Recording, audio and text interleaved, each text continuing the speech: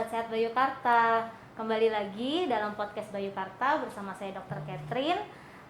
Dan saya tentunya nanti tidak sendiri, saya akan ditemani oleh narasumber yang oke. Nah, seperti biasanya nih pada podcast-podcast Bayu Karta, kita pastinya mempunyai tema nih untuk dibincangkan. Nah, untuk podcast kali ini, podcastnya nggak cuma satu kali ini terus selesai nih. Kita ada rangkaian nih untuk yang sekarang. Nah, selama 7 hari dalam rangka apa? Dalam rangka Hari ASI Sedunia. Nah, jadi setiap harinya dari tanggal 1 sampai tanggal 7 kita akan terus mengadakan podcast. Setiap jam 12 siang akan kita siarkan. Jadi jangan lupa untuk terus menonton dari awal sampai akhir. Nah, untuk episode pertama ini dalam rangka Hari ASI Sedunia, kita akan membahas mengenai ASI. Apa itu ASI? Bagaimana manfaatnya dan semualah tentang ASI. Nah, saya seperti tadi saya bilang, saya tidak sendiri. Saya ditemani oleh narasumber yang pastinya sangat terpercaya, yang pastinya akan menjelaskan dengan sangat mendetail kepada kita. Nah, saya akan ditemani oleh Dr. Andri, spesialis anak. Selamat siang, Dr. Andri. Selamat siang. Ya, gimana dok kabar? Baik? Baik, PPKM? sehat. Sehat ya dok? Ya. Nah, jadi kita akan mulai ya membahas mengenai ASI. Nah, mungkin dok untuk ASI rata-rata orang udah tahu kali ya sebenarnya ASI itu apa gitu. Cuma ya untuk membukalah kita ulang lagi mungkin dok. Sebenarnya ASI kan nggak sekedar ASI ya yang diharapkan gitu dari pemberian ASI dari ibu ke anak, tapi lebih spesifiknya lagi ASI eksklusif ya dok ya. Nah, sebenarnya ASI eksklusif itu gimana sih dok? Oh ya, baik. Terima kasih pertanyaannya. Ya, ASI eksklusif itu sebenarnya terminologi yang kita pakai pada bayi-bayi yang baru lahir sampai usia 6 bulan yang hanya diberi minum air susu ibu saja tanpa ada tambahan yang lain. Beberapa definisi ada yang memberikan batasan yang agak sedikit berbeda ya. Jadi ada yang ASI eksklusif itu hanya betul-betul ASI tanpa ada zat yang lain, misalnya obat ya. Tapi kan apalagi zaman sekarang ya, banyak penyakit, kadang-kadang bayi juga pada suatu kondisi tertentu kita harus kasih obat. Jadi ada beberapa pendapat yang menyatakan bahwa pemberian sirup obat atau obat-obatan tertentu melalui oral atau dari mulut ya, itu tidak membatalkan apa yang disebut sebagai ASI eksklusif ya. Jadi kecuali kalau zat-zat lain misalnya air atau sari buah ya, nah itu beda lagi ya. Jadi ASI eksklusif itu hanya diberikan ASI pada bayi baru lahir sampai usia 6 bulan. Ya. Oke. Mungkin berarti sebenarnya sasarannya lebih ke sumber gizinya ya dok ya, sumber Betul. gizi utamanya Ya, si sumber bayi ini nutrisi. dari ASI gitu kan, Ya. dari air susu ibu. Ya. Kalau misalnya obat kan mungkin jatuhnya bukan sumber nutrisi ya dok ya, cuma untuk ya mengobati lah ya gitu, Ya. obat gitu. Oke, berarti tadi kata dokter Andri dari bayi baru lahir sampai dengan usia 6 bulan. Betul. Kenapa sih dok sampai 6 bulan aja? Kan kadang nih nyusuin ada sampai biasa rata-rata nyampe 2 tahun ya dok ya. Iya. Gitu. Cuma biasanya dari 6 bulan ke 2 tahunnya udah ada tambahan-tambahan nih. Nah, Iya. kenapa yang eksklusifnya cuma 6 bulan aja nih dok? Ya, betul.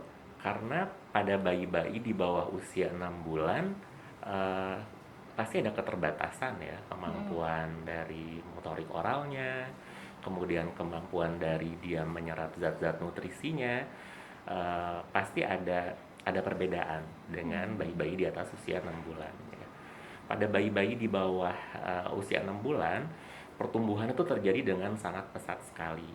Karena itu sangat dibutuhkan suatu zat nutrisi yang kaya sekali kandungannya, lengkap sekali kandungannya, tapi dia mudah sekali dicerna dan diolah oleh tubuh dan mudah sekali dimanfaatkan oleh tubuh. Nah, ASI itu adalah zat yang seperti itu. Jadi dia produksinya alami ya, kemudian dia penyerapannya mudah, kemudian dia diolah oleh tubuh untuk menjadi berbagai sumber ya, untuk sumber energi, vitamin, mineral, lemak segala macam itu juga mudah dan cepat. Dan relatif dan semua bayi pasti bisa minum atau mencerna dengan baik ya. Oke.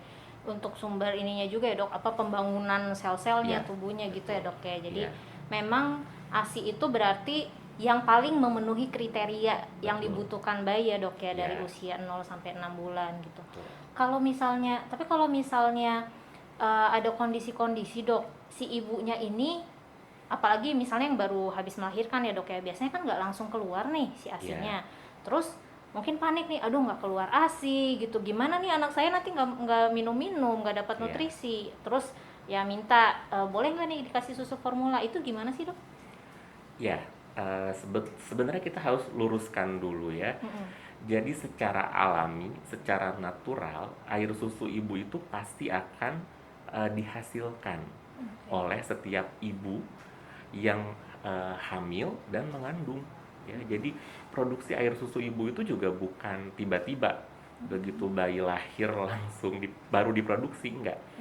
Jadi itu sudah dipengaruhi jauh sebelum proses kelahiran ya, dengan perubahan hormon, kadar hormonnya ya, perubahan fisiologis yang terjadi pada diri ibu ya, dan nanti ditambah dengan bantuan rangsang dari bayi yang baru lahir saat dia menghisap puting ibu. Jadi saat itulah lengkap prosesnya semua dan air susu ibu bisa keluar. Ya, jadi sebenarnya ibu-ibu tidak usah khawatir ya, tidak usah khawatir berlebihan, karena itu adalah suatu proses yang alami sekali. Ya, jadi setiap makhluk hidup mamalia yang memang menyusui itu proses alaminya terjadi dengan sendirinya, dengan tidak perlu dipaksa, tidak perlu dipaksakan harus langsung keluar banyak saat itu juga, enggak ya, tapi akan mengikuti sesuai dengan kebutuhan bayi juga ya. Dan perlu kita ingat, kebutuhan bayi di hari pertama dia lahir itu juga nggak terlalu banyak ya.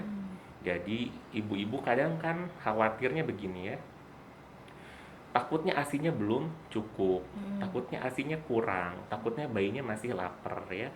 Padahal kebutuhan bayi itu waktu awal-awal kehidupan juga tidak langsung harus banyak.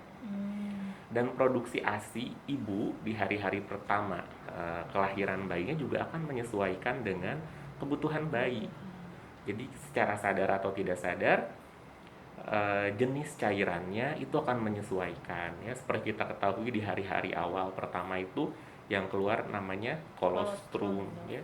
Nanti baru mengikuti sesudah beberapa hari kemudian air susu ibu yang biasa ya. Dan itu bergantung pada usia bayinya juga, usia kehamilan. Jadi kadang ada ibu yang melahirkan sebelum waktunya ya, prematur. Itu kondisi ASINya juga nanti akan menyesuaikan dengan usia dari bayi. Kalau ibunya melahirkan cukup bulan, nanti komposisi ASINya juga akan menyesuaikan dengan usia bayi. Jadi nggak perlu khawatir, selain dia menyesuaikan komposisi, dia juga akan menyesuaikan kebutuhannya. Oke, berarti memang ya baiknya Tuhan gitu ya dok ya, dia Betul. sudah apa ya, meregulasi sedemikian rupa, jadi memang benar-benar sesuai dengan kebutuhan ya dok ya. Betul, itu Dan sudah alami sekali. sudah alami ya, sangat alami gitu, dan nggak perlu takut mungkin jadinya kontaminan dari luar, Ya. tambahan zat apa gitu ya dok Betul, ya. ya. Nah tadi ada yang dokter sebut tuh kolostrum dok. Ya. Nah ini juga kadang-kadang masih sering mungkin dari mulut ke mulut gitu, mitosnya kan sering yang air susu pertama tuh yang warnanya kuning itu air susu basi tuh, jadi dibuang aja gitu. Sebenarnya enggak ya dok ya? Betul. Warna air susu itu juga bervariasi ya. Jadi banyak hal-hal yang mempengaruhi ya. Kolostrum itu kita tahu memang warnanya juga tidak putih bagus atau sesuai dengan yang mungkin ibu-ibu lihat dari TV atau dari sosial media ya. Kekentalannya juga berbeda ya. Dia warnanya juga lebih kuning, lebih kental, dan tidak seperti air susu ibu yang mungkin ibu-ibu pada ketahui sebelumnya ya. Tapi itu sebenarnya kandungan zat gizinya bagus sekali dan itu sangat mudah sekali dicerna.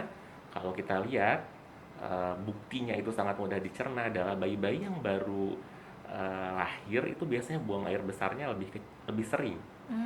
Itu karena kolostrum yang tadi diberikan kepada bayinya itu cepat sekali diserap, jadi sisa pencernaannya juga cepat dikeluarkan. Oke, malah berarti sebenarnya bagus banget ya dok ya Bagus gitu. sekali.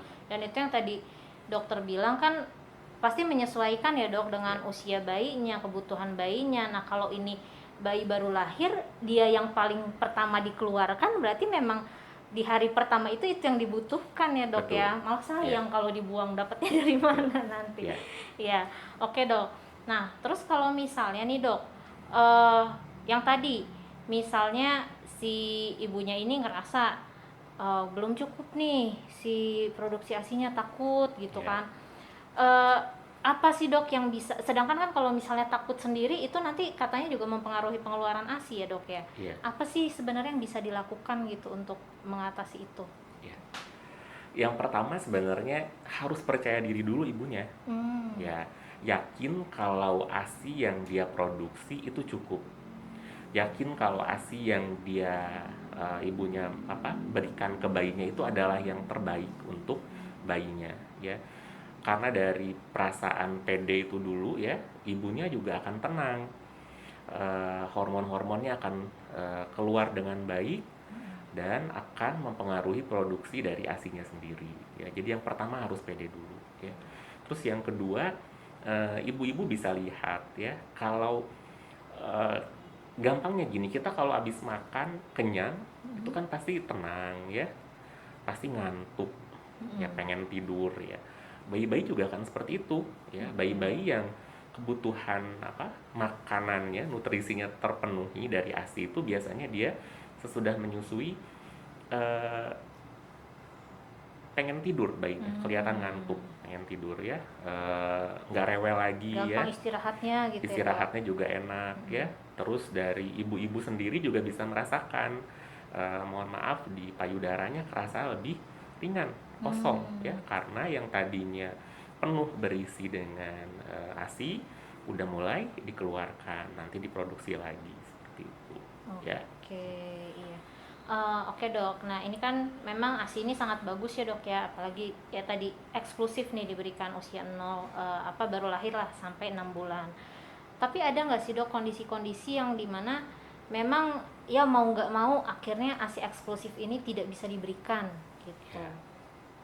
Ya, tentu saja ada ya. Misalnya pada bayi-bayi yang lahir dari ibu yang harus melakukan tindakan pada persalinan misalnya ya, seperti operasi seksio ya.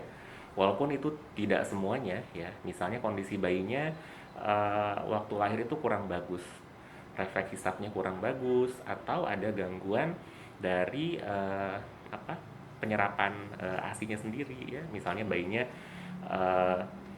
harus nggak nangis ya, nggak nangis, jadi harus kita kasih oksigen, kita harus kasih alat bantu pernafasan, jadi dia nggak bisa menyusui langsung ke ibunya ya.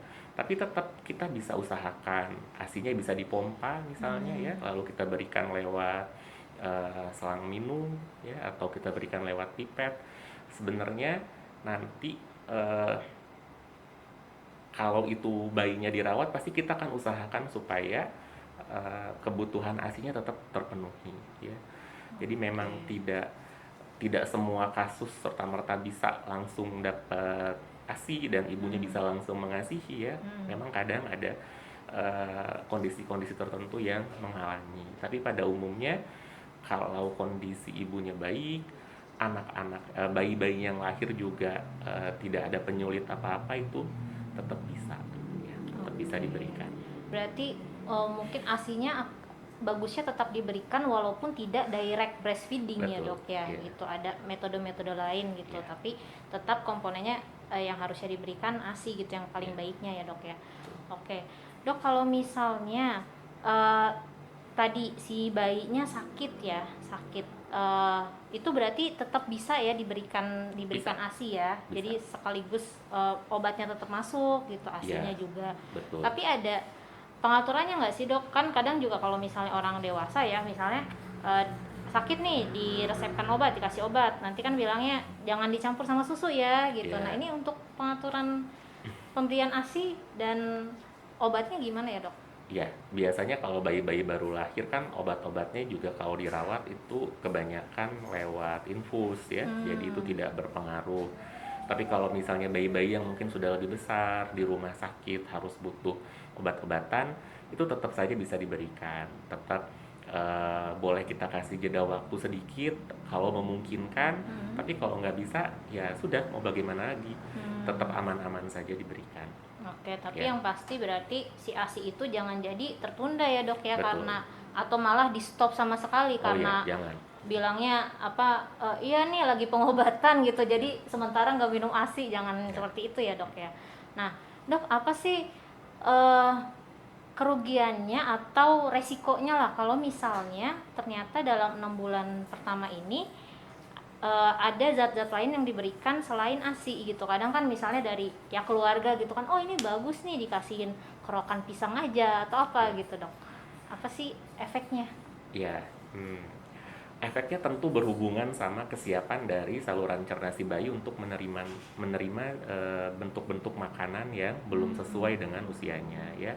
Misalnya kayak tadi kerokan pisang, untuk bayi-bayi di bawah 6 bulan atau di bawah yang baru lahir kadang kan suka ada ya.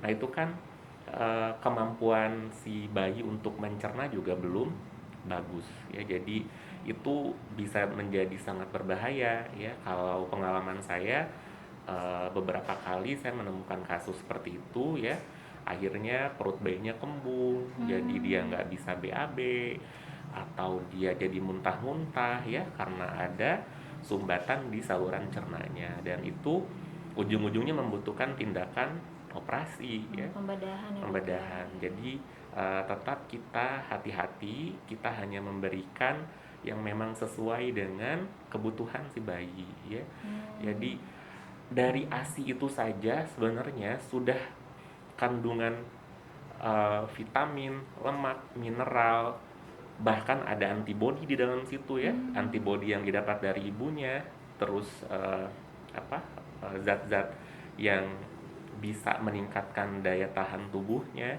itu udah cukup semuanya. Banyak sekali penelitian-penelitian yang membuktikan hal tersebut ya. Jadi Hmm.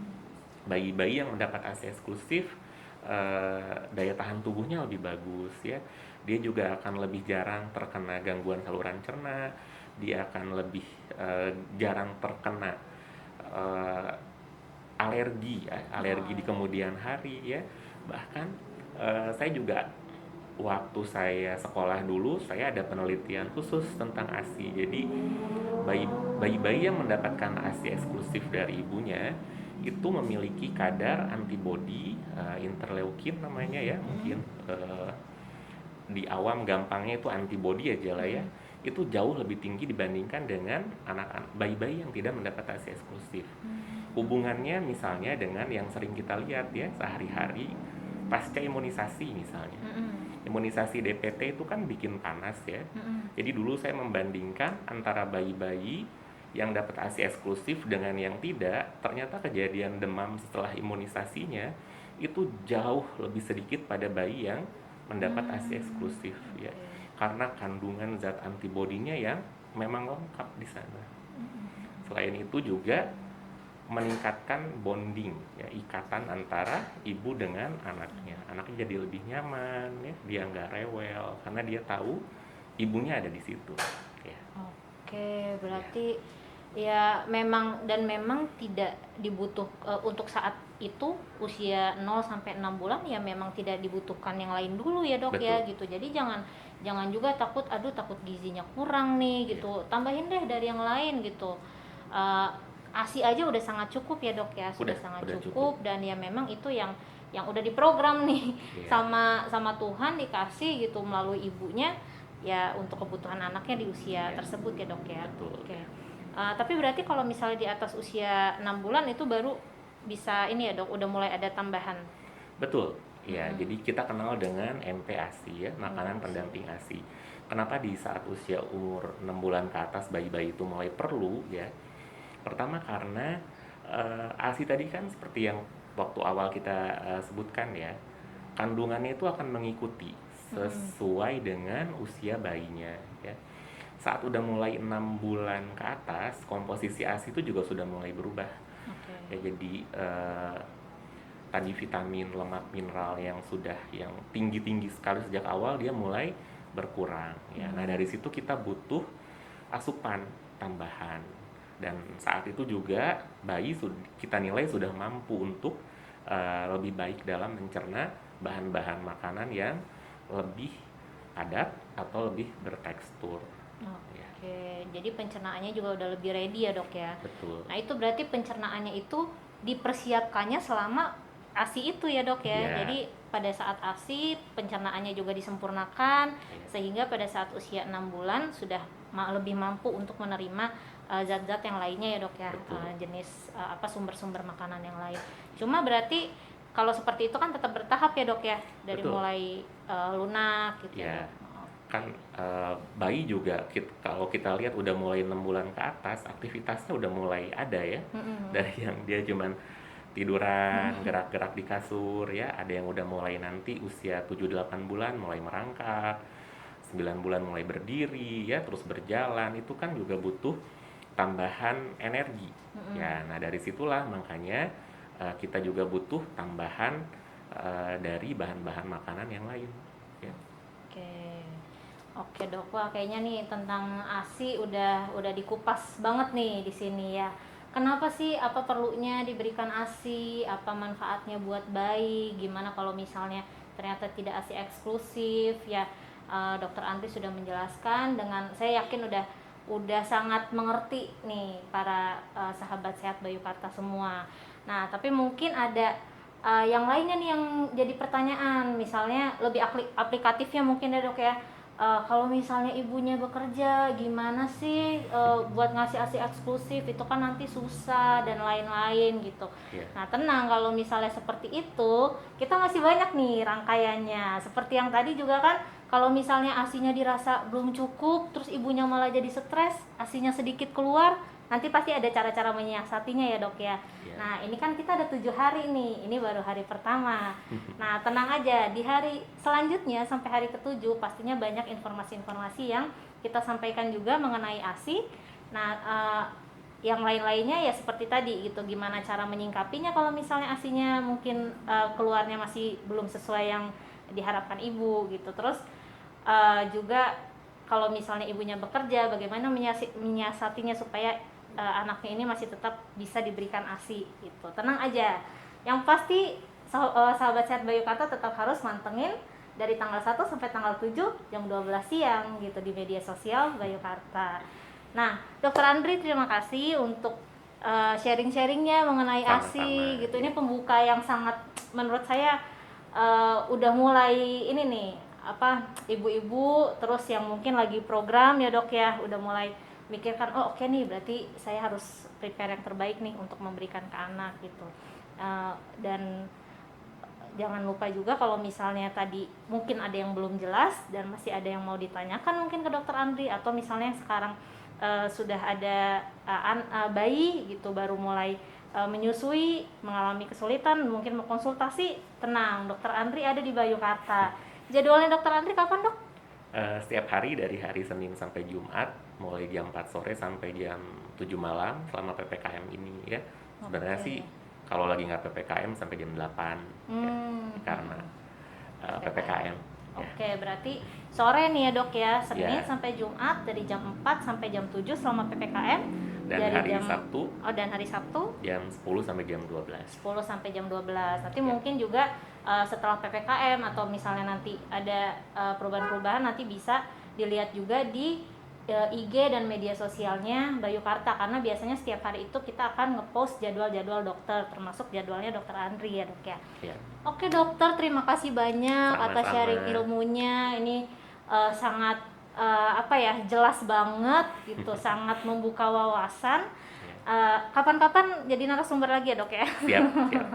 Oke, sahabat sehat Bayu Karta, sekian mungkin untuk pembuka dalam Pekan ASI Sedunia. Nah, jangan lupa untuk terus mengikuti info-info selanjutnya dan podcast-podcast selanjutnya dari Bayu Karta. Salam sehat semuanya. Sakit itu nggak ribet, ke Bayu Karta aja.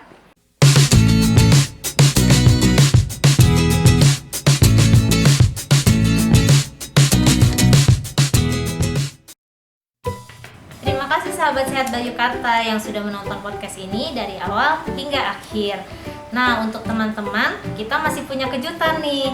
Selama Pekan ASI Sedunia ini, Bayu Karta akan mengadakan giveaway yang menarik. Ada 3 nih giveaway-nya. Ada free admin untuk berobat ke Bayu Karta, kemudian ada juga potongan 25.000 untuk swab antigen, dan pastinya ada juga souvenir-souvenir cantik yang bisa teman-teman dapatkan. Gimana caranya? Caranya gampang banget. Yang pertama, follow akun Rumah Sakit Bayu Karta di Instagram. Kemudian teman-teman juga harus tag dan share informasi ini, nanti akan tampil di feed Bayu Karta. Nah, jangan lupa juga selama 7 hari ini Bayu Karta kan akan menyiarkan podcast-podcast setiap harinya 1 nih. Nah, teman-teman harus komen di video-video tersebut dan juga komen di postingan info ini. Dan jangan lupa tag 3 teman dari teman-teman sekalian untuk mengikuti giveaway ini. Nah, untuk informasi lebih lengkapnya jangan lupa pantengin aja di feed Rumah Sakit Bayu Karta. Terima kasih teman-teman.